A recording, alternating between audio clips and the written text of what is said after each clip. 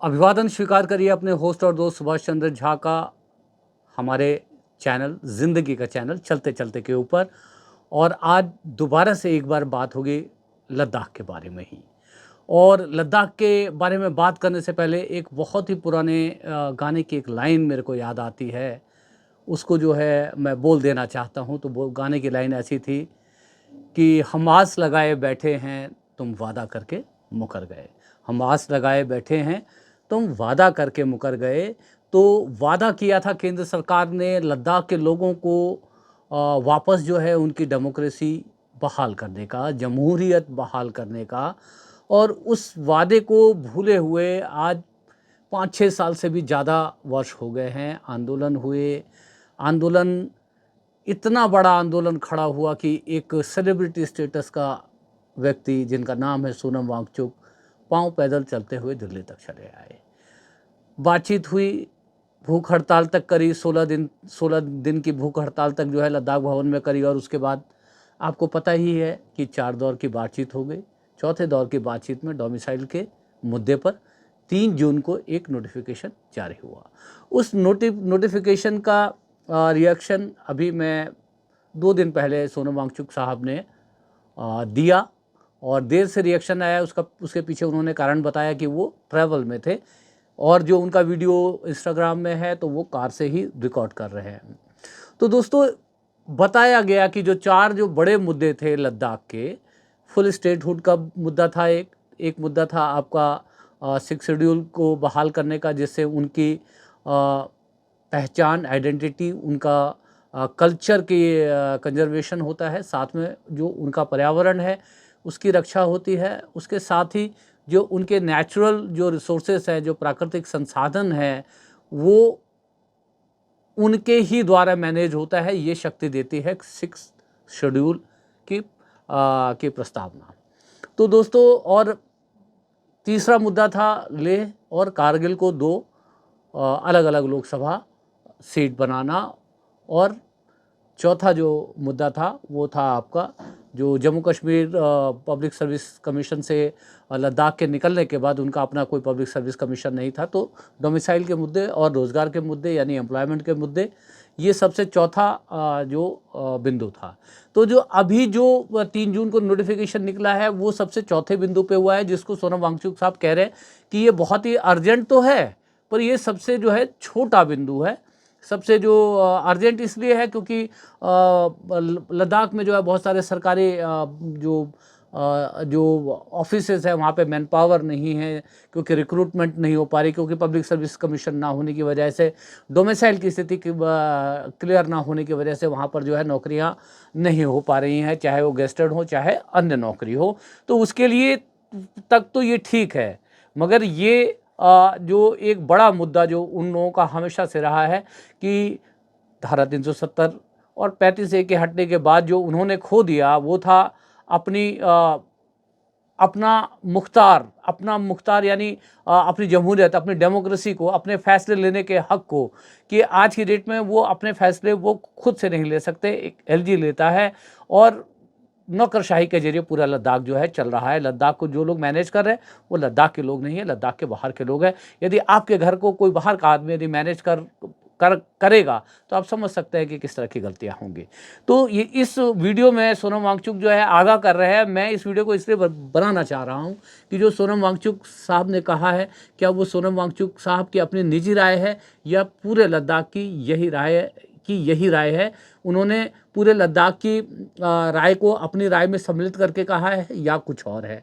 ये जो 3 जून को जो डोमिसाइल के ऊपर जो नोटिफिकेशन जारी हुआ है, इसके ऊपर कितने लद्दाख के लोग संतुष्ट हैं या नहीं हैं वो लद्दाख के लोग जानते होंगे।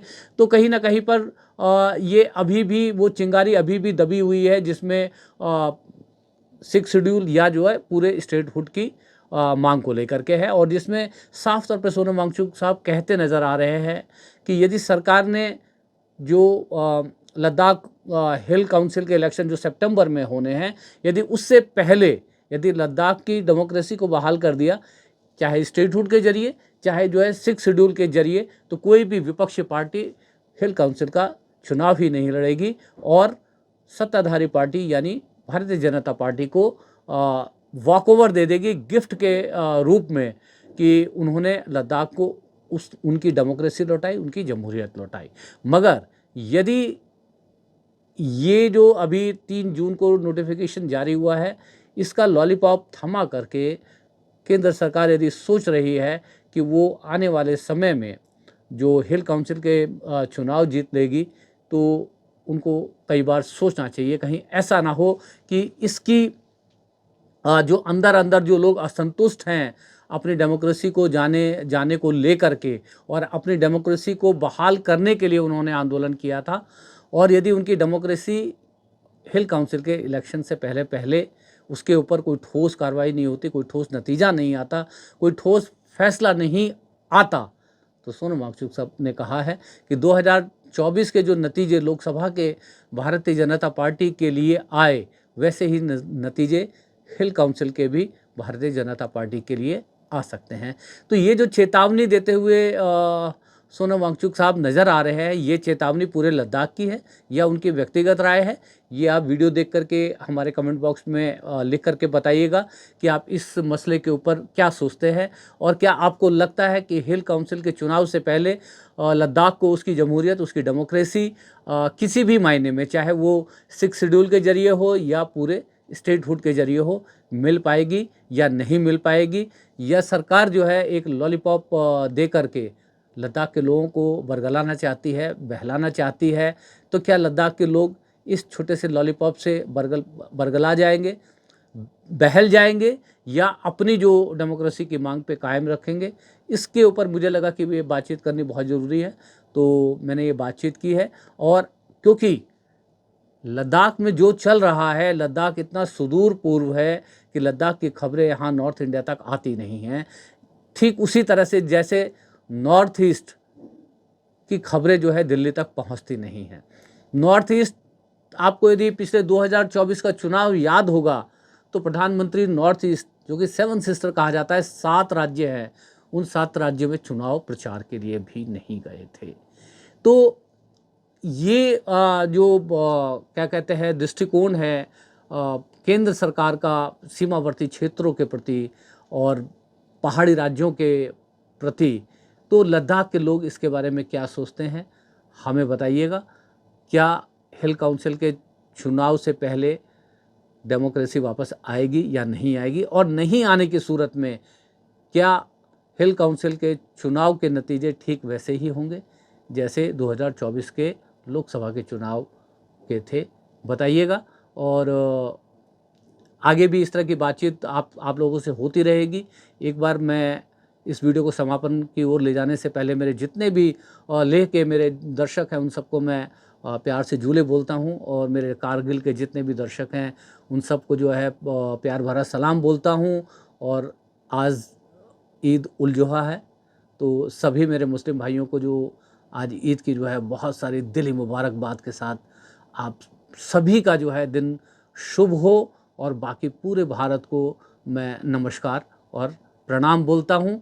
बातें अच्छी लगी हों तो कमेंट बॉक्स में कुछ लिख भी दीजिएगा, लगे कि ये बातें दूर दूर तक पहुँचनी चाहिए तो शेयर करके पहुँचा भी दीजिएगा। चैनल अब तक सब्सक्राइब नहीं किया तो सब्सक्राइब कर लेंगे तो थोड़ा सा हौसला अफजाई होगी। एक बार दोबारा से आप सभी का अभिवादन, धन्यवाद।